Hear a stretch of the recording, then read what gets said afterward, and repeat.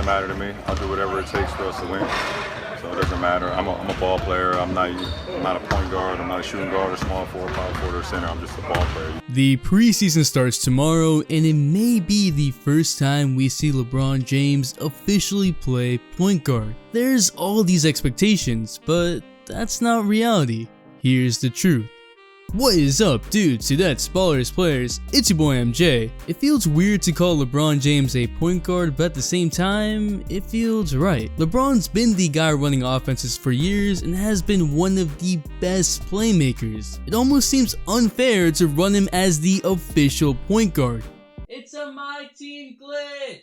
But there's also some major flaws that are just glossed over, so I want to get to the bottom of all these expectations of LeBron as a point guard. Drop a like for the amount of free throws LeBron will miss. A solid 6,137. I just dropped a new video on the second channel, so if you want to see me struggle in the park, it's there. And to the 92% that watch my videos that still aren't subscribed, it's a new NBA season. Everyone's shooting threes apparently, so I'm gonna shoot my shot and ask you to please subscribe. Now, LeBron will most likely play a combination of positions with multiple lineups, but at the start of games and most likely in their crunch time lineup, LeBron will be the point guard. We know that LeBron was already bringing up the ball most of the time. He had the ball in his hands most of the time, more than most point guards in fact. He has some of the best vision in the NBA, averaging 8.3 assists per game last season. He can execute a pick and roll to perfection, call plays up on the spot, just a real floor general. How LeBron would play with Anthony Davis as a small forward would be no different as of how he would play with as a point guard. I think the thing people focus on the most about LeBron at point guard is his size, and that's for good reason. LeBron's 6'8", which makes him the third tallest point guard in the NBA, right behind Ben Simmons and Isaac Bonga, the Lakers legend. Hi, how are you? But he's the only one out of the three that can shoot. Last year he only shot 34% from 3. It's not elite, but last season was also a wreck.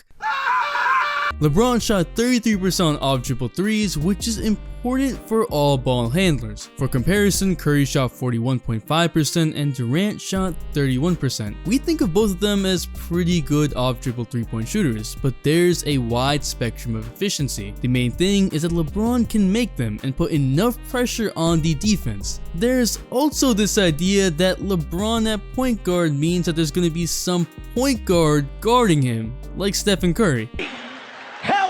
Me! But I don't think any NBA defense would do that. LeBron's combination of speed and size is what made him a freak of nature. He's as fast as a guard, but with a weight of 250, no one could stay in front of him if he just pushed through. But who do you put on LeBron? That's been a question ever since he came in the league. Do you put a 6'3" point guard, a 6'10" power forward? Does that mean that somewhere a point guard is on Danny Green and a small forward on Anthony Davis? In fact, what is even the right size to bother LeBron? To answer that, I looked up all the defenders who had the most success against LeBron, and the answers weren't all that shocking except for one factor. Most of LeBron's defenders throughout the years have been small forwards and power forwards. One of the obvious answers was Kawhi Leonard. Just look at LeBron when he sees Kawhi. 9. Leonard comes in and Green. That's the ultimate sign of respect, but Kawhi is one of the best defenders in the league that has had success with a lot of players. But I kept thinking there had to be players that weren't the best defenders on everyone but could still bother LeBron, and surprisingly, there was one. It was Kevin Durant. While Kevin Durant didn't have the weight to stop LeBron from getting where he wanted on the court, he had the quickness and length to bother LeBron. LeBron's even said that Kevin Durant's probably played the best defense on him other than Kawhi. Another person that comes to mind is Andre Iguodala, who just has good instincts with his hands and long arms at almost 7 feet wingspan. Being physical with LeBron doesn't get you anywhere. I think Joakim Noah kinda got owned when he tried to do all that. James throws it down. So defenses will most likely match up a faster forward onto LeBron, preferably a lanky one that could just irritate LeBron enough to get him out of his comfort zone. There's no way to stop LeBron, but you still gotta put someone on him so he just doesn't do whatever he wants. So LeBron won't have the mismatch, but what he is doing is creating mismatches for all of his teammates. Smaller players will be forced onto Danny Green and Kyle Kuzma once he's healthy. And that's the beauty of running LeBron at point guard. He'll make everyone else's life easier. I think a great example of what mismatches end up happening are defenses against the 76ers when Ben Simmons is the point guard. In the playoffs with the Sixers running a lineup of Ben Simmons, JJ Redick, Jimmy Butler, Tobias Harris, and Joel Embiid, the Nets put Jared Dudley on Ben Simmons and their point guard D'Angelo Russell was put on the Sixers forward Tobias Harris. There was always a mismatch in the playoffs because someone other than the point guard had to guard Ben, unless you just did what LeBron did, which made Ben Simmons a liability.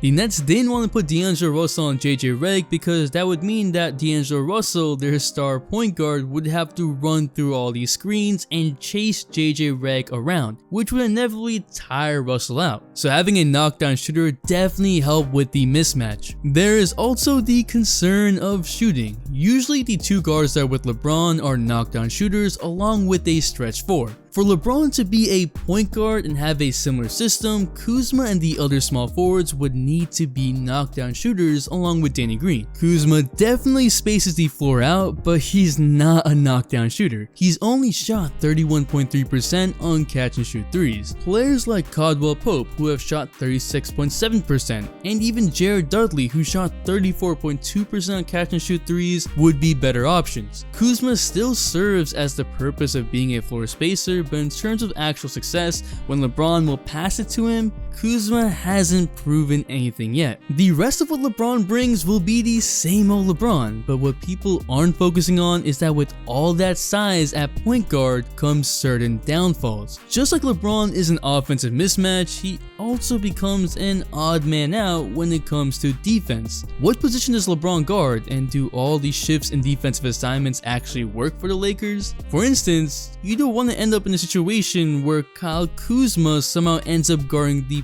point guard, because that would be try. At the same time, you don't want LeBron James guarding a point guard or shooting guard. Let's just say last season wasn't the best defensive effort.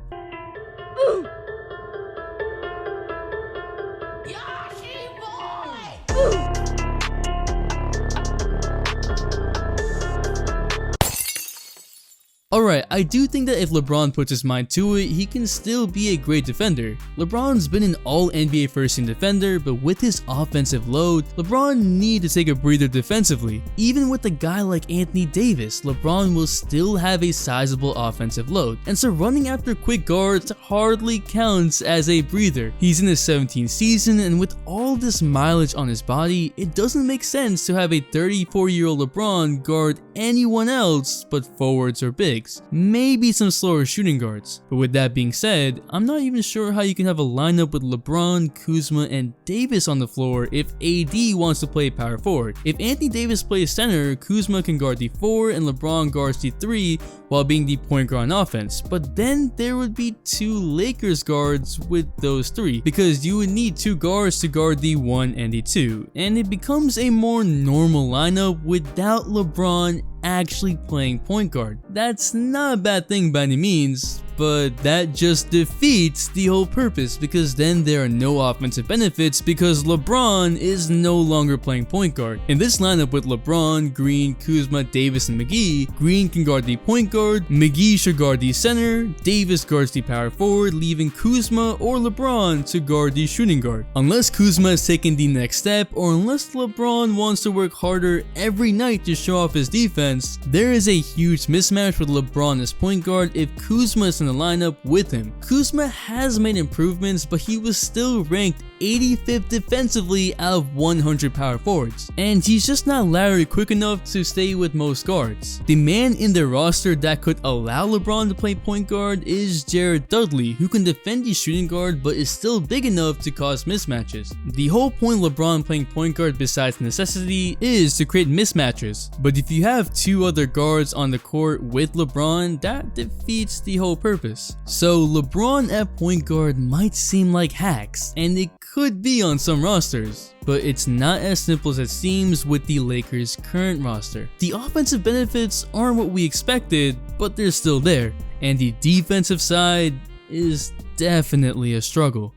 But what do you think? How will LeBron play this season? Will the Lakers win the championship? Drop a like if you're excited that the NBA season is about to start, because I am. If you want to see some trash gameplay of the park in 2K, check out my second channel and the video I just dropped. And if you're still here, you a real one, so comment Tall PG so I know. The Instagram shout out of the day goes to Air Jaden, and the all-day notification shout out goes to Christian Blake. Thanks for the all-day support. Make sure to bell for all your notifications, and if you're not a sub, hit that subscribe button, join the all-day community for more fire content, all-day support. It's your boy MJ. We out.